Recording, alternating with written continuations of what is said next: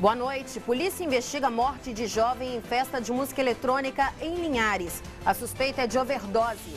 Adolescente de 13 anos que matou o irmão mais novo presta depoimento. E a polícia acredita em fatalidade. Secretaria de Agricultura proíbe participação de equinos em feiras agropecuárias no estado. Ao vivo, o secretário N. Bergoli explica os motivos da proibição. Família de lutador de jiu-jitsu mantém esperança de recuperação do adolescente, que perdeu parte dos movimentos numa luta. E ainda, ao vivo, uma entrevista com o secretário de Estado da Fazenda, Maurício Duque. Ele fala sobre o repasse do ICMS para os municípios. Quarta-feira, 21 de agosto de 2013. O Hora News do Espírito Santo começa agora.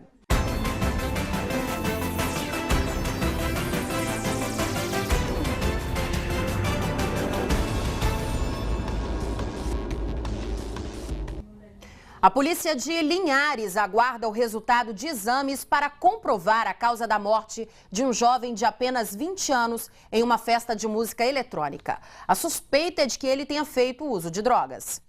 William Martins passou mal durante uma rave, uma festa eletrônica, na zona rural de Linhares. O rapaz chegou a ser socorrido, mas não resistiu. O delegado Fabrício Lucindo, que investiga o caso, disse que exames preliminares mostram que nenhum órgão vital do rapaz apresentava lesão, o que indica que William foi intoxicado. Exames toxicológicos devem indicar por qual substância, mas a suspeita é de que William tenha feito uso de algum tipo de droga durante o evento e tenha tido uma overdose, mas apenas o laudo completo vai indicar a causa certa da morte. O resultado do exame toxicológico feito em William deve ficar pronto em 30 dias.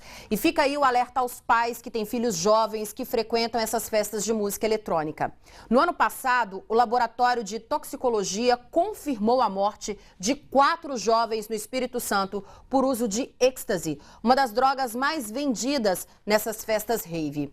Em 2012, foram apreendidos 986 comprimidos em todo o estado. Somente de janeiro ao início de junho deste ano, já foram apreendidas 329 unidades.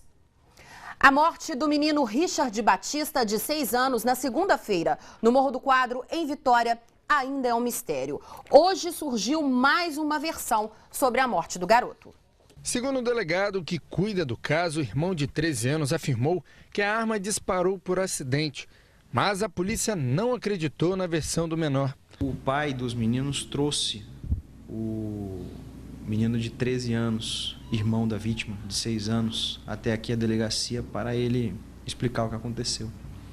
O menino disse que eles estavam brincando em um sofá e quando a vítima pulou em cima desse sofá, a arma que estava embaixo do sofá disparou sozinha e acertou o menino. Ele afastou a presença de qualquer pessoa que pudesse estar portando a arma no seu depoimento. E a polícia acreditou nessa versão do sofá?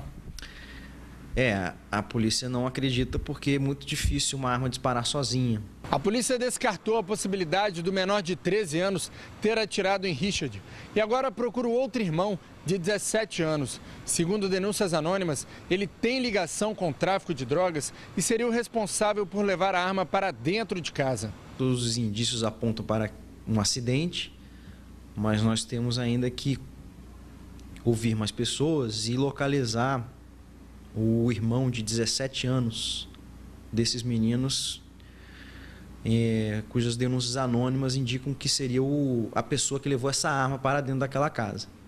Ele ainda não foi localizado, nós estamos efetuando buscas atrás dele e assim que o encontrarmos e encontrarmos a arma, teremos mais elementos para desvendar o que aconteceu realmente. Há indícios que esse irmão de 17 anos esteja envolvido com o tráfico de drogas? Existem denúncias anônimas nesse sentido. Esse menino estaria armado justamente por participar das atividades do tráfico de drogas ali no bairro. Devido a isso que ele teria levado a arma para dentro da sua casa e foi a arma com a qual o acidente aconteceu. O menino Richard Batista, de apenas 6 anos, foi morto dentro de casa segunda-feira. O enterro aconteceu ontem no cemitério de Maruípe. A energia elétrica será substituída pela energia solar nas casas de moradores de baixa renda em Vitória. A Prefeitura e uma concessionária assinaram uma parceria para implantar o novo sistema na capital. O convênio assinado hoje vai atender aos moradores de Vitória com barateamento da conta de luz. 47 famílias das comunidades de Estrelinha e de Nova Palestina serão beneficiadas com abastecimento de energia solar. A economia pode chegar a 30%. Essa instalação permite, para todos os efeitos, que as famílias consigam reduzir a sua conta de energia elétrica em cerca de 30%, 40%, e essa redução, de uma forma muito prática, permite que a conta de luz caiba no orçamento familiar. Todos os bairros de Vitória passarão a ter a possibilidade de gradativamente usufruir dessa tecnologia. Mas nós escolhemos os 2 bairros porque são bairros que, tecnicamente e do ponto de vista de velocidade de implantação, nesse momento eram os 2 bairros que nós conseguimos fazer mais rápido.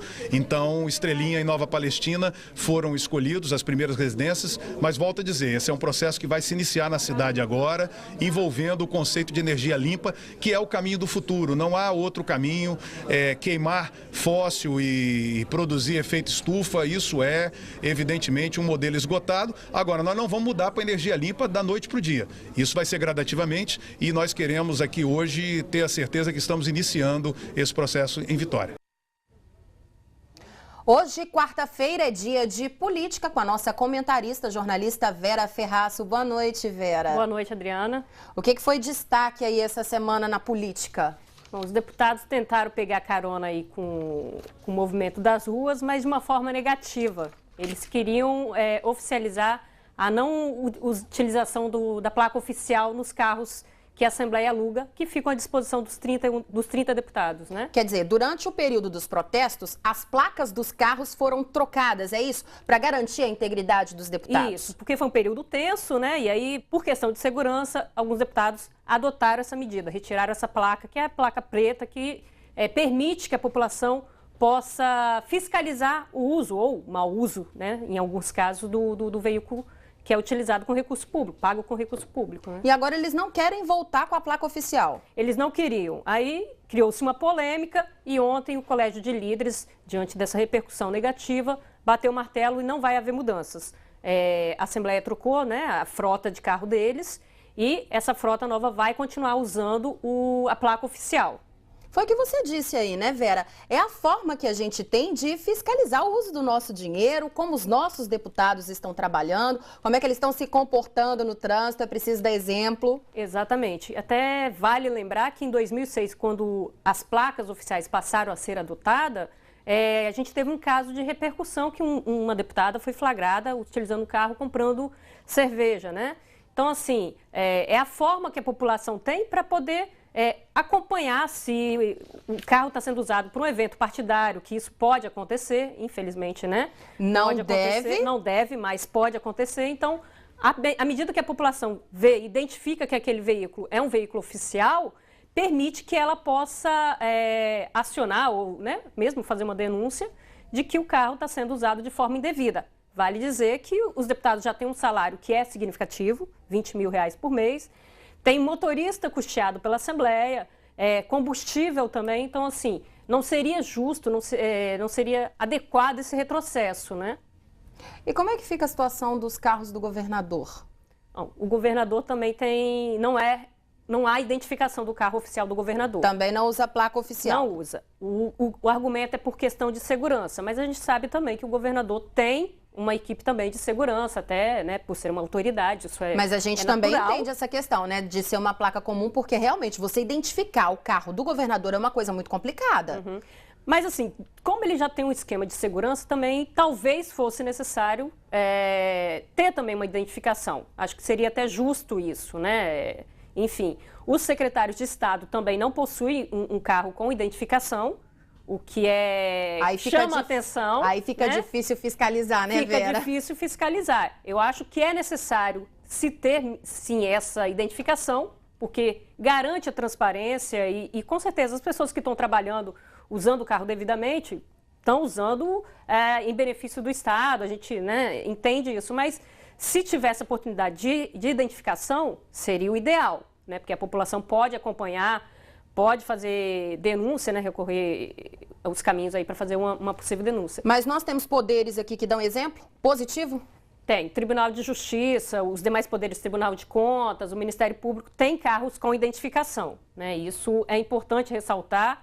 É uma forma de garantir a transparência também no uso e de dar retorno à sociedade. Afinal de contas, é a gente que paga por isso, né? E é a gente que vai continuar pagando. Vera, eu gostaria de agradecer a sua presença aqui mais uma vez. Obrigada. De nada, boa noite. Obrigada, boa noite. Bom, no próximo bloco, a Secretaria de Agricultura proíbe a participação de éguas e cavalos em eventos agropecuários em todo o estado. A preocupação é com a doença de mormo.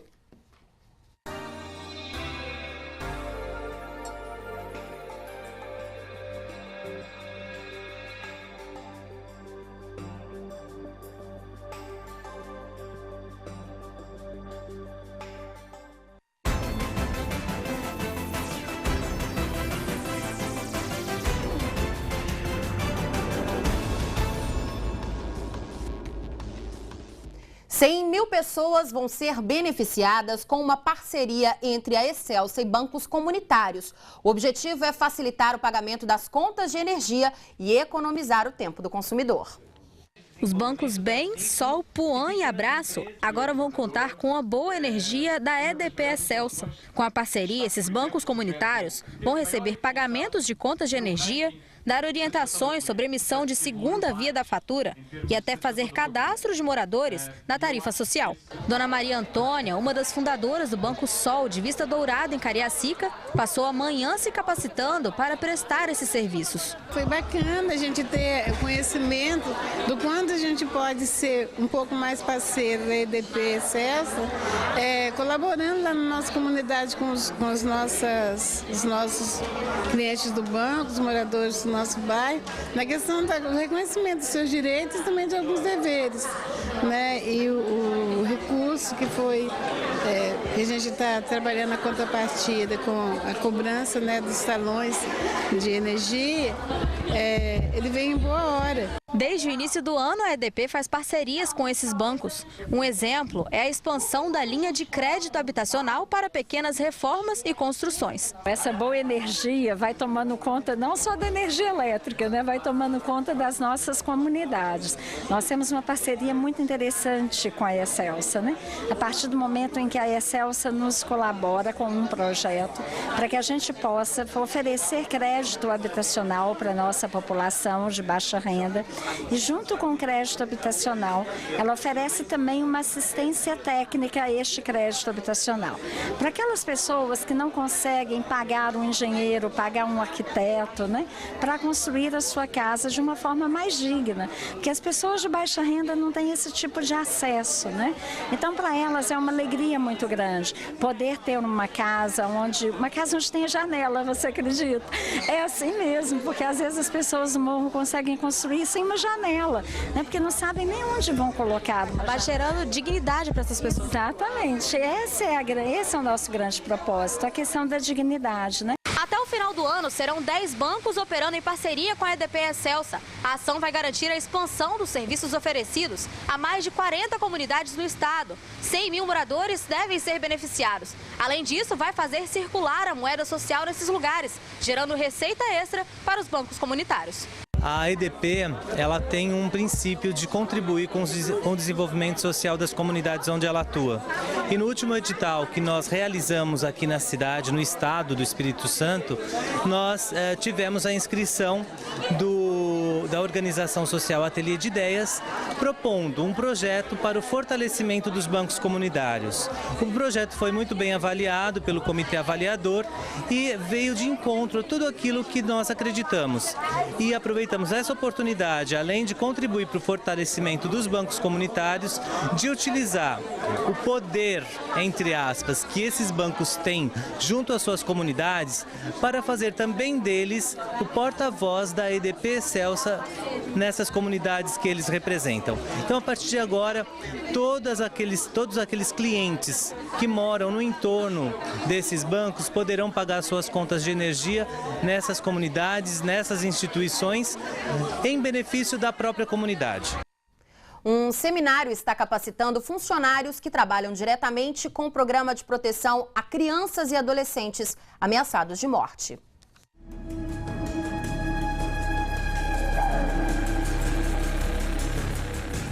Vila Velha é um dos municípios do estado com os maiores índices de morte de adolescentes e jovens entre 14 e 24 anos. A capacitação dos servidores do município visa melhorar a rede de proteção a jovens e adolescentes que estão sob ameaça de morte. Os adolescentes são identificados enquanto ameaçados por 3 portas de entrada. O Poder Judiciário, através das varas da Infância e Juventude, as promotorias também das varas da Infância e Juventude e os conselhos tutelar. A partir do momento que essas instituições atendem crianças ou adolescentes que possivelmente estejam ameaçados, eles são encaminhados para uma triagem no programa.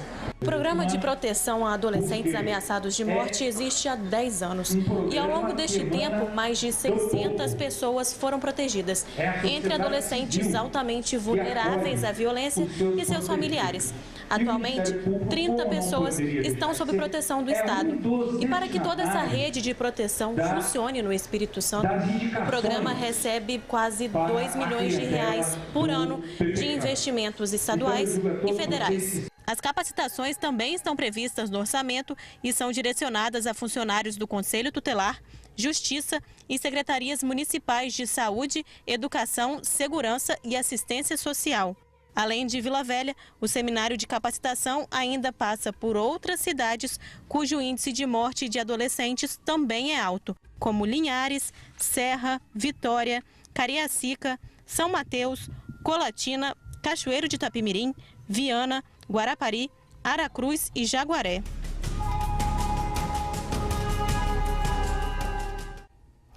A Secretaria de Agricultura decidiu proibir a participação de equídeos em exposições e feiras por todo o estado. A medida foi tomada depois da confirmação da doença de mormo aqui no Espírito Santo. Sobre esse assunto, eu converso agora com o secretário de Agricultura, Enio Bergoli. Secretário, boa noite, obrigado pela sua presença. Boa noite. Mais uma vez, uma boa participação aqui sobre o nosso tema de agricultura, com assuntos sensíveis e com bons assuntos. Obrigada, secretário. Por que essa medida extrema de realmente proibir os animais de participarem de feiras? O que nós queremos evitar é que esses focos, com essa doença chamada mormo, que é causada por uma bactéria altamente contagiosa, que pega por contato, que vire uma epidemia. Nós já tivemos a entrada dessa doença mormo já há alguns meses no Espírito Santo, e aí, à medida que os animais vão participando de feiras, o contato entre eles pode ir disseminando ainda mais. Temos até animais em quarentena no Parque de Exposições. Sim, nós estamos lá com 308 animais no Parque de Exposições aqui de Carapina. A feira de agronegócio já acabou, eles permaneceram lá porque houve a confirmação de um caso lá dentro. Como pode passar de um animal para outro por contato, nós seguimos a legislação federal e mantivemos os animais no parque. Agora já fizemos exame de sangue em todos os animais. Esses exames chegam sexta-feira, o que der negativo, ou seja, não acusar o mormo, vai ser a grande maioria dos animais, nós cremos nisso, nós vamos retornar esses animais para as propriedades e eles vão ficar isolados nas propriedades até ter um novo exame para contraprova daqui a 45 dias. Secretário, houve uma falha na fiscalização, já que um animal que participou da feira na Serra estava contaminado? Não, olha só, existem vários estados que já têm essa doença, Pernambuco, Minas Gerais e tal. Então, os eventos, esses animais de raça, como manga larga, machador, como quarto de milha, eles participam desses eventos nacionais. E os exames de sangue, eles têm validade por 60 dias. Na verdade, os animais entraram no parque com exames negativos, mas a doença se manifestou nesse período de incubação de contágio. Isso acontece.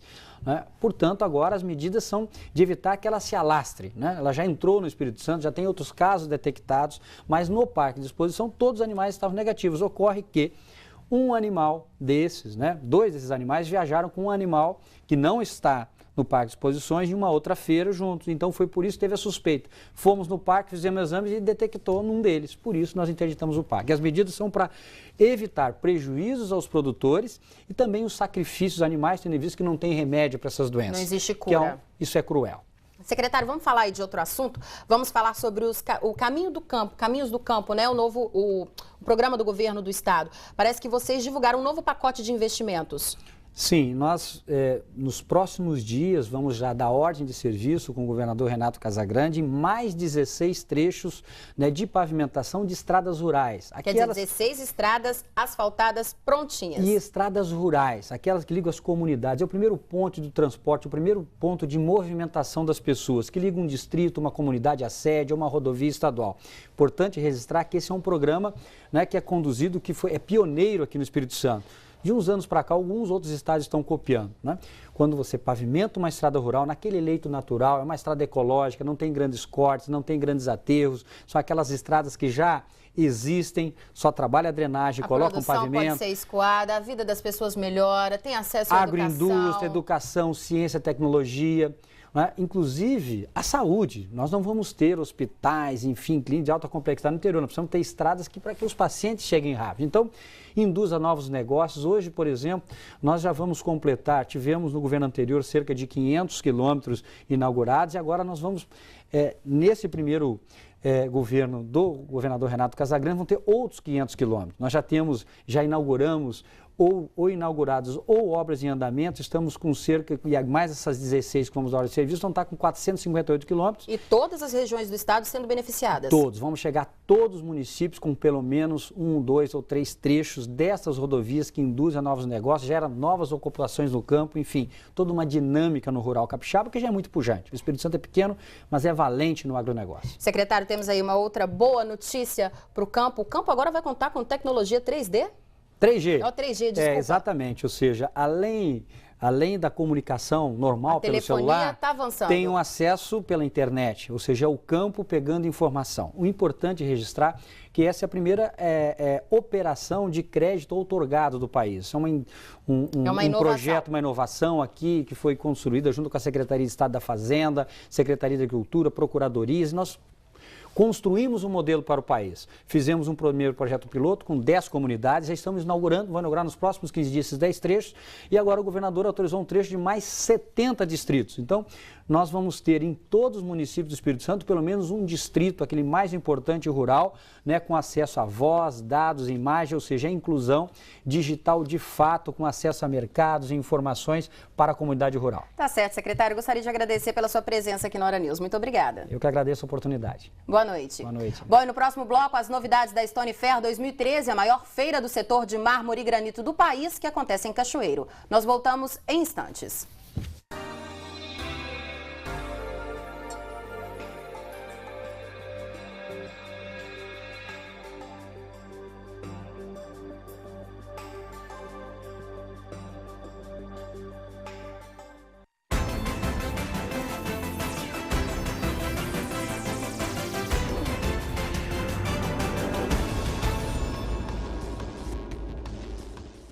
A Secretaria de Estado da Saúde divulgou novos dados sobre a gripe H1N1, também conhecida como gripe A. Foram confirmados 19 casos até agora no Espírito Santo e subiu para 6 o número de mortes. A Secretaria pede que a população fique alerta para os sintomas: febre, tosse, dor de garganta, dor no corpo e mal-estar. Qualquer um desses sintomas, o médico deve ser procurado com urgência. Lembrando que a gripe A começa como uma gripe comum e se agrava com o passar dos dias. O PROCON estadual está de olho no comércio eletrônico. O principal objetivo é checar se as lojas online têm atendido às exigências do decreto federal que entrou em vigor em maio deste ano. E sobre esse assunto, a jornalista Ana Carolina Monteiro conversou com a diretora jurídica do PROCON estadual, Denise Isaíta. O número de vendas tem crescido muito no tocante à venda, né, ao comércio eletrônico. Então é necessário que nós tenhamos um olhar diferenciado e fiscalizemos mais essa área. E nós temos percebido inúmeras irregularidades. O consumidor compra e ele não sabe de onde aquele produto está vindo, ele não tem acesso a informações como o endereço físico da empresa, não tem acesso ao CNPJ da empresa, em outras palavras, ele não sabe a quem reclamar caso, por exemplo, aquele produto não chegue à sua residência. Se ele precisar ligar para poder fazer uma reclamação reclamação, ele também encontra dificuldade? Muito bem lembrado. Essa é uma das determinações do próprio decreto. O consumidor deve ter acesso a um canal de atendimento assim que ele abrir a homepage. Ele tem que verificar endereço físico, tem que verificar CNPJ, canal de atendimento, prazo de arrependimento e facilidade de arrependimento, uma vez que a gente sabe, as compras feitas pela internet gozam de um benefício. Você pode desistir delas no prazo de 7 dias. Então, todas essas informações, principalmente essas 4 informações das quais falamos, devem constar da primeira página do site quando você realmente abrir para verificar, para pesquisar ou mesmo para comprar. Nós colhemos as informações de nossas fiscalizações a respeito de reclamações que são feitas no órgão. O consumidor pode nos ajudar, primeiro, exigindo que as empresas contem com essas informações. Pelo menos essas informações. Por quê?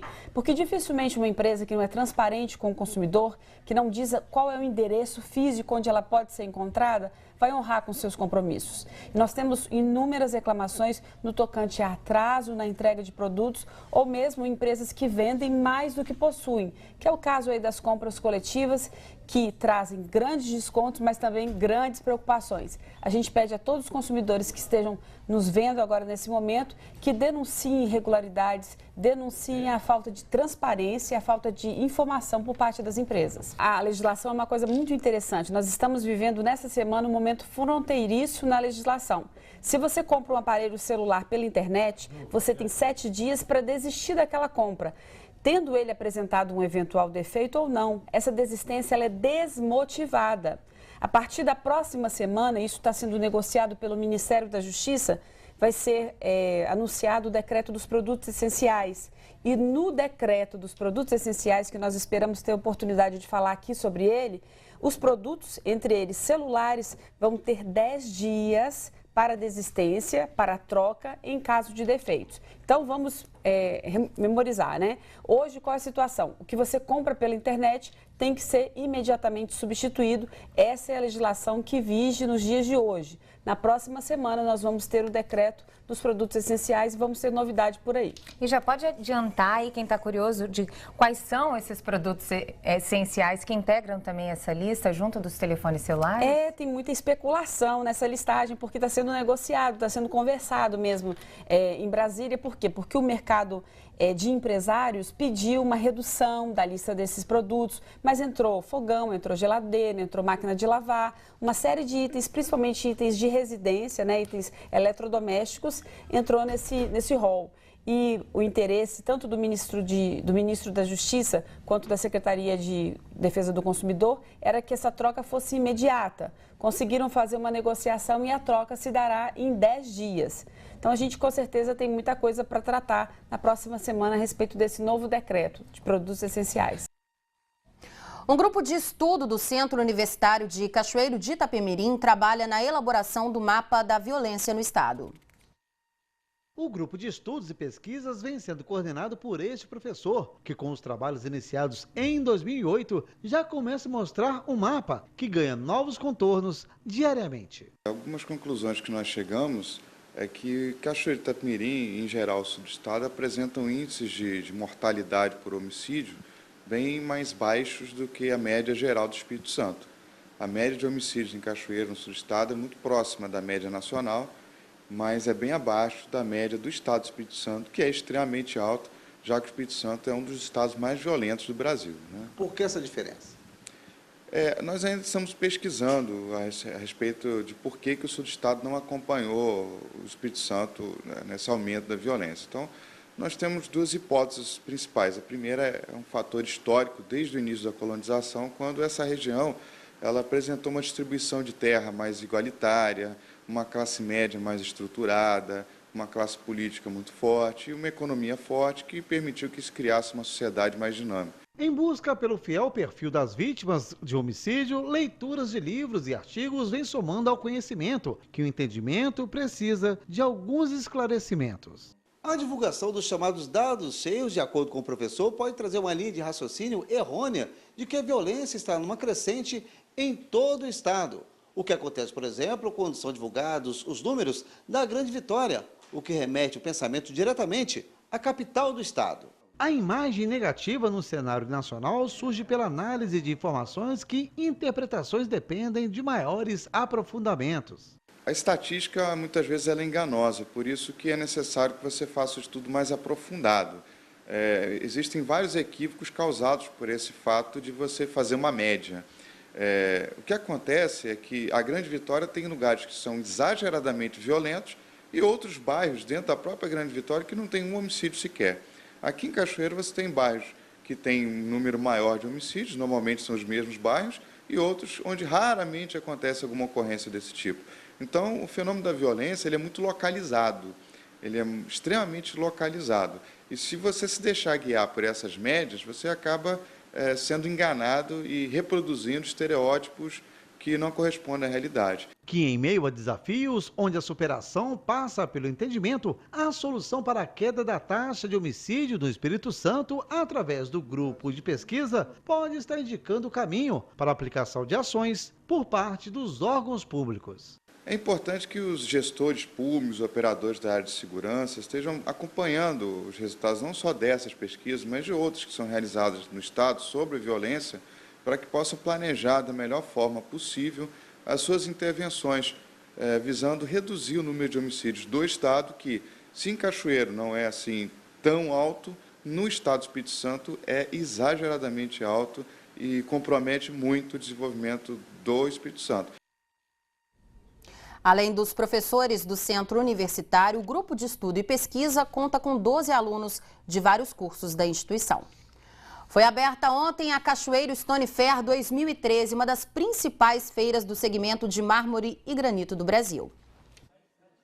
Em um espaço de 32 mil metros quadrados, estão expostos as novidades do setor para esse ano. Além da variedade de pedras, o que ganha destaque são os equipamentos de alta tecnologia, que permitem uma produção com muito mais qualidade e rapidez. São 220 expositores, 40 deles são estrangeiros. Aqui estão reunidas as principais empresas de processamento e extração. Um bom momento para fazer parcerias e fechar negócios. Essa é a 36ª edição da Feira Internacional do Mármore e do Granito de Cachoeiro de Itapemirim, e as expectativas são as melhores possíveis. A Cachoeiro Stone Fair e a Vitória Stone Fair são as feiras mais importantes hoje do setor de rochas ornamentais no mundo hoje, né? Acho que nós só perdemos hoje para a Marmomac e olha lá, mais um ano ou dois nós já estamos até a frente da Marmomac.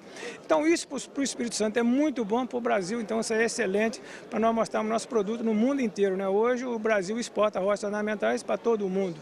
Então isso está gerando emprego no nosso país, está gerando divisas, né? E é uma coisa mais importante, as divisas que vêm para o nosso país, através dos marmoristas, através dos serradores, ficam no estado dele, ficam na cidade dele, né? Em outros setores, né, nós temos grandes exportadores aí, mas que o dinheiro vem para cá e torna a voltar para o exterior. O nosso não, o nosso se mantém aqui.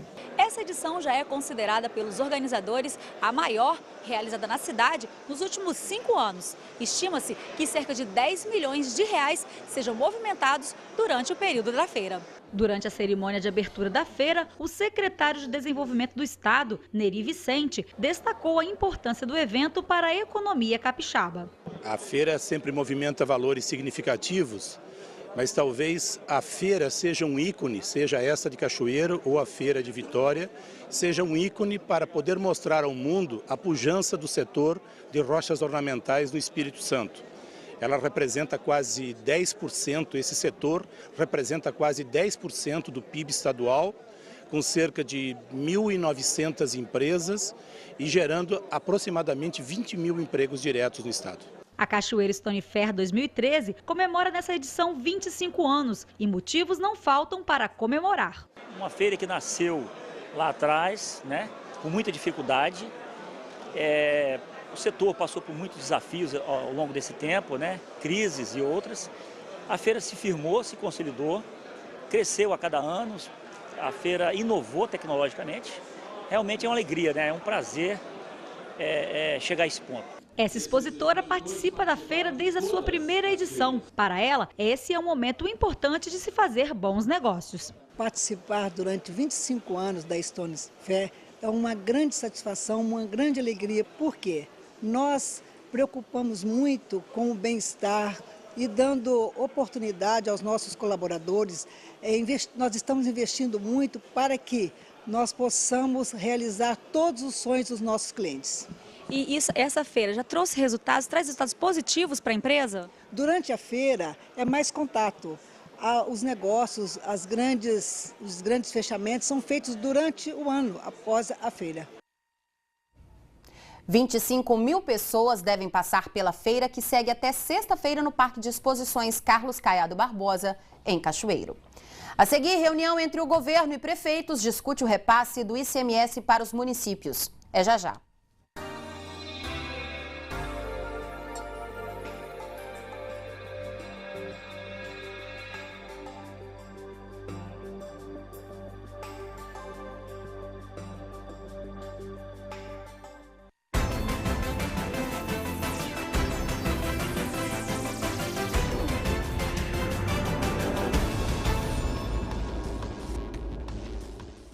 A polêmica envolvendo as obras de acesso à terceira ponte e à pracinha do Cauê, em Vitória, é o tema da nossa enquete da semana.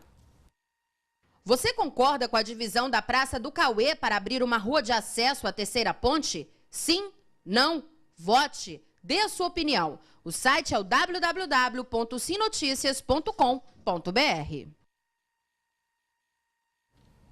O ICMS é a principal fonte de receita dos municípios capixabas. Nesta quarta-feira, um encontro reunindo representantes dos municípios e secretários discutiu o assunto. Sustentabilidade e equilíbrio fiscal. Esse foi o tom do encontro que discutiu a distribuição do ICMS, o recurso que para muitos municípios é a principal fonte de receita das prefeituras. Todos os anos o Estado reparte com os municípios 25% da arrecadação do ICMS. Em 2012, isso representou 2,3 bilhões de reais. Porém, neste ano, este número deve diminuir. Por isso, a importância dos municípios se reeducarem.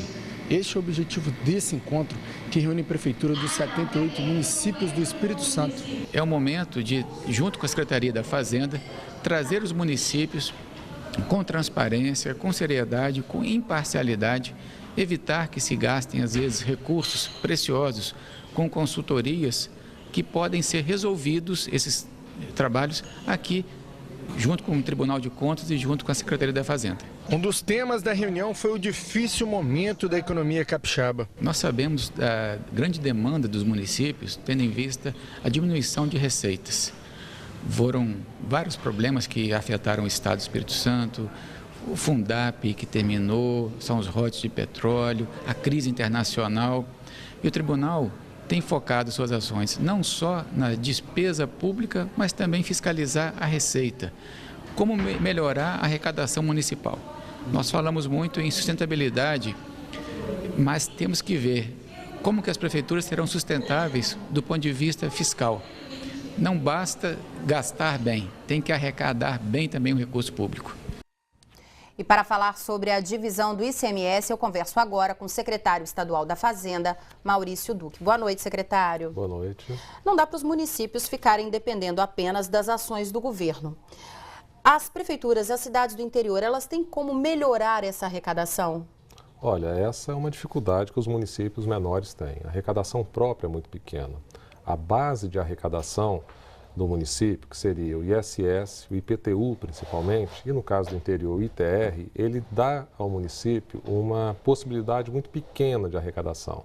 Daí essa dependência tão grande do ICMS, que é um tributo estadual, e do FPM, que é parte do imposto de renda, do IPI, que vem repassado pelo governo federal. Mas a divisão do bolo é muito grande, né? São 78 municípios para dividir 25%.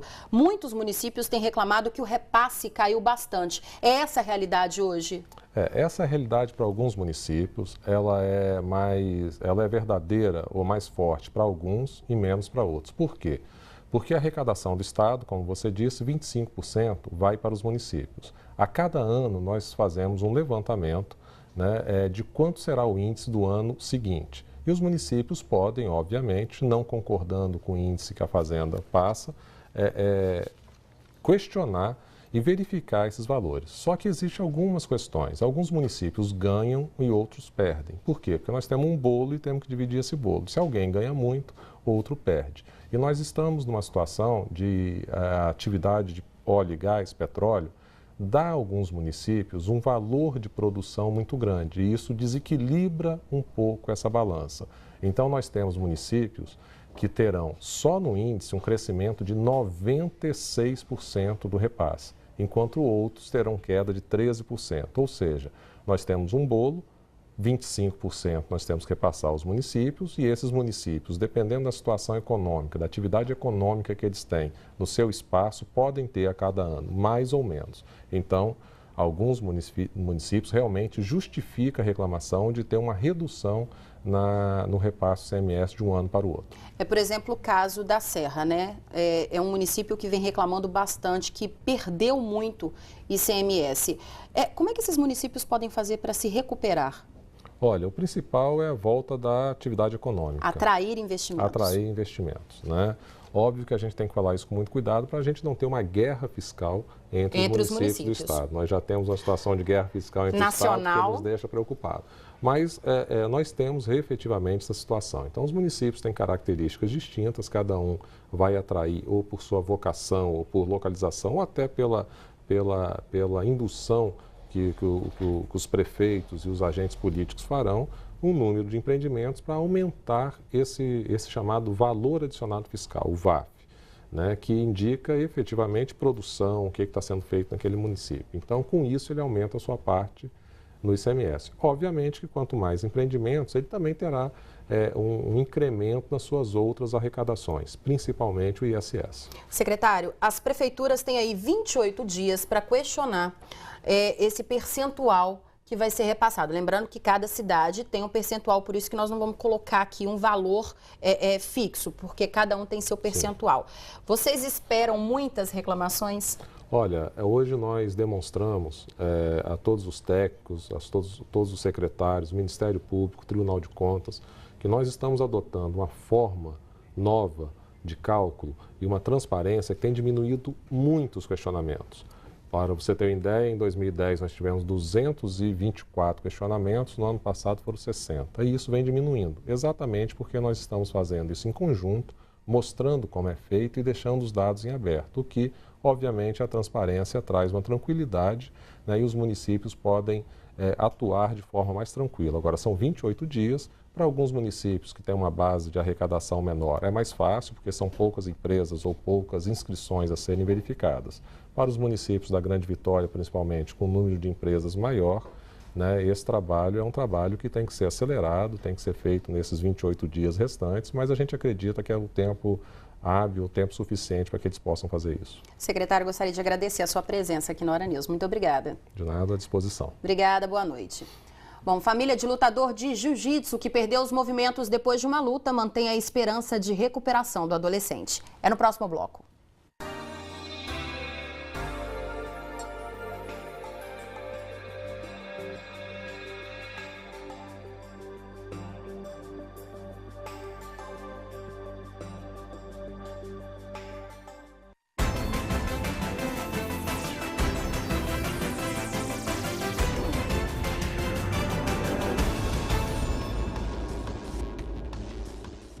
O Hora News está de volta com o drama de uma família capixaba. Você viu ontem aqui no Hora News que um lutador de jiu-jitsu, o Gabriel Diniz, sofreu uma fratura na coluna ao levar um golpe ilegal durante uma competição.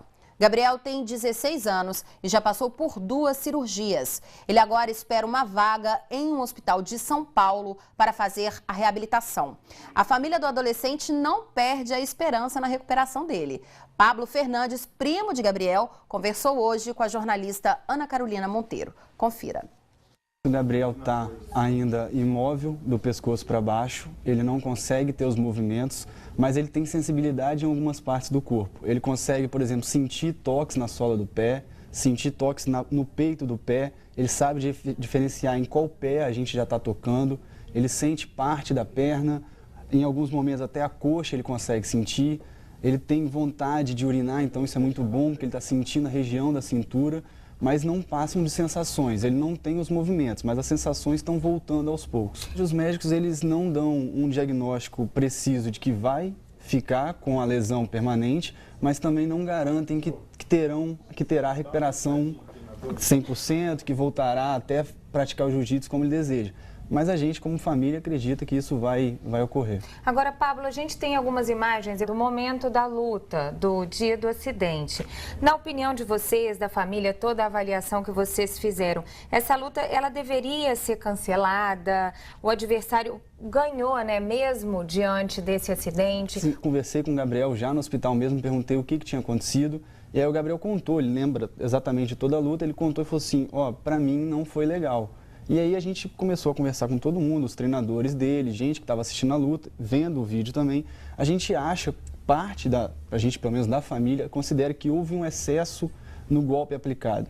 Em alguns momentos, alguns chegaram a sugerir que fosse um batistaca, que é um golpe legal no jiu-jitsu. A gente acha que não foi de fato um batistaca, mas que houve uma maneira errada, equivocada na aplicação do golpe, que houve um excesso, não dando a defesa necessária que o Gabriel precisaria ter naquele golpe, o que gerou a lesão no meu primo. A gente exime de qualquer culpa, qualquer responsabilidade do adversário. O Wesley, que já até deu outras entrevistas, já explicou o que aconteceu também, mas a gente considera que naquele momento da luta ele deveria ser punido e o Gabriel ficar com o segundo lugar. Agora, Pablo, a família está se mobilizando, né, para levar o Gabriel para outro estado. Vocês estão em busca de quê? De um tratamento melhor? Vocês têm tido retorno de outros hospitais? O que está acontecendo? Ele precisa de estímulos mais fortes, ele precisa de equipamentos melhores que o hospital não tem condições de oferecer neste momento. Então ele precisaria de um centro de reabilitação e a gente começou a buscar isso. Graças a Deus, com toda a exposição que está tendo do caso, toda a divulgação, muita gente já se dispôs a ajudar, já tem empresário ajudando, já tem políticos ajudando a transferência para o Sara Kubitschek em Brasília ou em Belo Horizonte, já apareceram médicos também querendo disponibilizar a ACD para o Gabriel, apareceu uma empresa internacional querendo ajudar com aparelhos para o tratamento. Então agora a gente está esperando o tempo para ele sair do hospital e aí ver para qual centro de reabilitação ele vai. E o que você acha de contribuir com o Hora News? Você pode, é só mandar pra gente vídeos, fotos e sugestões de reportagens. Veja como. Basta enviar seu e-mail para pauta@recornewses.com.br. Curtir nossa página nas redes sociais. facebook.com/horanewses, twitter.com/horanewses. E ainda participar das enquetes no portal www.sinoticias.com.br. E você pode ligar para a nossa redação pelos telefones 34 34 57 23 e 34 34 57 24. E o Hora News fica por aqui. As notícias do Espírito Santo, do Brasil e do mundo você acompanha no portal www.sinoticias.com.br. E não perca logo mais às 9 da noite o Jornal da Record News com Heródoto Barbeiro. Para você, uma boa noite. Record News, jornalismo 24 horas de plantão.